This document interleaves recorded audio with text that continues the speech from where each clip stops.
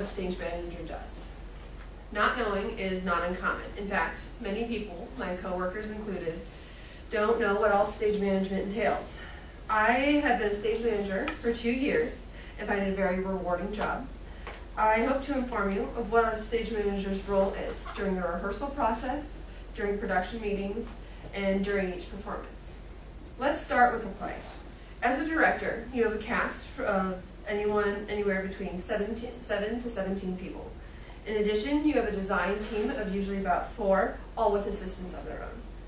The director's job is to create and follow a general concept for the show. He does not bother keeping track of everyone's individual schedules.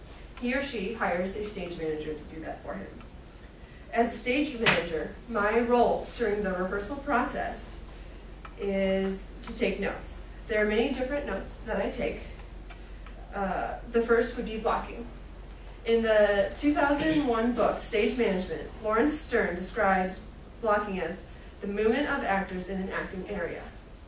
Other notes that I take are notes for the rehearsal report. Rehearsal reports are used to facilitate communication. For instance, I put in a report that an actor needs a deck of cards for a scene. The props master then not only knows that he needs to provide a deck of cards for the show, but he also needs to provide a deck of cards for the actor to rehearse with. All of this seems a lot, but there is still a lot more to the stage manager's job. My role during a production meeting is to get answers. I need to both have answers and get answers. When questions come up during the rehearsal process, it is my job to make sure get answers during the production meeting. These meetings is where we plan the lighting, costumes, and sound effects that we would like for the show. The same process works in reverse. When designers have questions about what have been planned during the rehearsal process, these are usually questions about what is planned in blocking, or if an actor has a type of food allergy. Mark Putman, associate professor at MSU, the professor of MSU in the Department of Theater and Dance, recently states that a lot of these questions can be answered in the reports, but it's good to have feedback.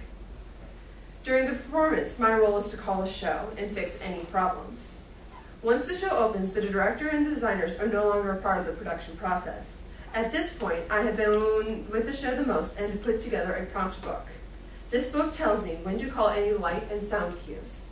John Holloway states in the book, Theater Production, 2010, the prompt book should include and contain copies of all of your paperwork. Things like contact sheet, rehearsal schedule, crew lists, cue lists, and anything that you may need for this particular show. In addition, I have also trained stagehands and backstage crew to know what they need to do during the production. These are usually things like helping with a quick costume change or holding aside a curtain for a quick exit. One major responsibility of the stage manager is to fix any problems. As I mentioned earlier, at this point the director and the designers are no longer a part of the show.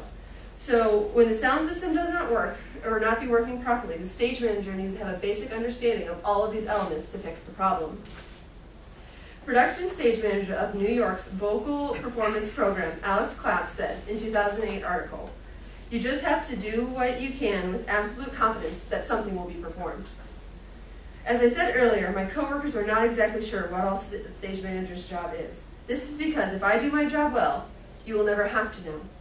It takes a special type of person to be a stage manager because it involves a lot of hard work with very little praise. I find it to be a very rewarding career. I have told you what a stage manager's role is during the production, during the rehearsal process, and thank you for your time.